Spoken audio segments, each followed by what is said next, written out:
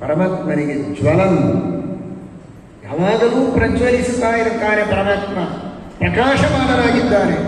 ಕೋಟಿ ಸೂರ್ಯ ಪ್ರಕಾಶ, ಅನಂತ ಸೂರ್ಯ ಪ್ರಕಾಶನಾದದ್ದರಿಂದ ಪರಮಾತ್ಮನಿಗೆ ಜ್ವಲನ್ ಅಂತಾರೆ.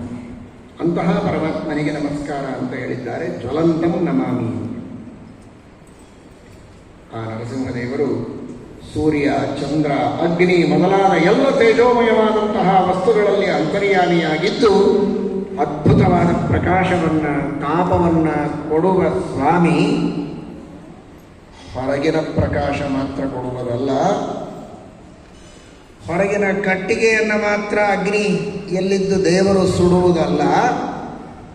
ಆ ಭಗವಂತ ನಮ್ಮೆಲ್ಲರ ಪಾಪಗಳನ್ನು ಭಸ್ಮ ಮಾಡಲಿ, ನಮ್ಮ ಮನಸ್ಸಿನಲ್ಲಿದ್ದು ಉತ್ತಮವಾದ ಜ್ಞಾನವನ್ನು ಕೊಟ್ಟು ಪುಣ್ಯಕರ್ಮಗಳನ್ನು ನಮ್ಮಿಂದ ಮಾಡಿಸಿ ನಮ್ಮೊಳಗಿರುವ ಪಾಪಗಳನ್ನು ನಾಶ ಮಾಡಲಿ.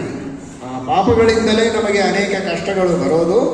ಪಾಪಗಳನ್ನೇ ನಿರ್ಮೂಲನೆ ಮಾಡಿ, ನಾಶ ಮಾಡಿ ನಮ್ಮನ್ನು ರಕ್ಷಣೆ ಮಾಡಲಿ ಎಂಬುದಾಗಿ ಆ ಜ್ವಲಿಸುವ ಸೂರ್ಯ, ಚಂದ್ರ, ಅಗ್ನಿಗಳಲ್ಲಿ ಅಂತರ್ಯಾಮಿಯಾದ ಪರಮಾತ್ಮನನ್ನು ನಾವು ಪ್ರಾರ್ಥಿಸಬೇಕು. ಜ್ವಲನ್ ಲಕ್ಷ್ಮೀ ನೃಸಿಂಹತ್ವಂ ಜ್ವಲದರ್ಕಾದಿ ಸಂಸ್ಥಿತ ಜ್ವಾಲಯಾಘಾನಿ ಸರ್ವಾಣಿ ತೇಜೋಯುಕ್ತಂಚ ಮಾಂ ಕುರು.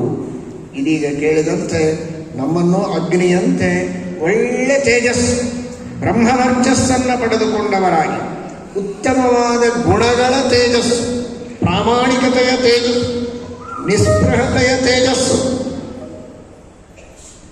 ಭಕ್ತಿ ಶ್ರದ್ಧೆಗಳ, ನೀತಿವಂತಿಕೆಯ, ಶುದ್ಧ ಚಾರಿತ್ರ್ಯದ ಆ ವರ್ಚಸ್ಸು, ತೇಜಸ್ಸು ನಮ್ಮಲ್ಲಿರುವಂತೆ ಪರಮಾತ್ಮ ಅನುಗ್ರಹವನ್ನು ಮಾಡಲಿ.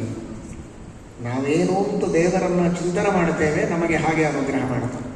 ಅವನು ತೇಜೋಮಯನಾಗಿದ್ದಾನೆ, ಪ್ರಕಾಶಮಾನನಾಗಿದ್ದಾನೆ ಅಂತ ಚಿಂತನೆ ಮಾಡಿದರೆ ನಮ್ಮ ಜೀವನದಲ್ಲಿಯೂ ಪ್ರಕಾಶ, ನಮಗೂ ಉತ್ತಮವಾದಂತಹ ತೇಜಸ್ಸನ್ನು ಪರಮಾತ್ಮ ಕರುಣಿಸ್ತಾನೆ ಎನ್ನುವ ದೃಷ್ಟಿಯಲ್ಲಿ ನರಸಿಂಹದೇವರಿಗೆ ಈ ಪ್ರಾರ್ಥನೆಯನ್ನು ಸಲ್ಲಿಸಬೇಕು. ಜ್ವಲನ್ ಲಕ್ಷ್ಮೀ ನೃಸಿಂಹತ್ವಂ ಜ್ವಲದರ್ಕಾದಿ ಸಂಸ್ಥಿತ ಜ್ವಾಲಯಾಘಾನಿ ಸರ್ವಾಣಿ ತೇಜೋಯುಕ್ತಂಚ ಮಾಂ ಕುರು.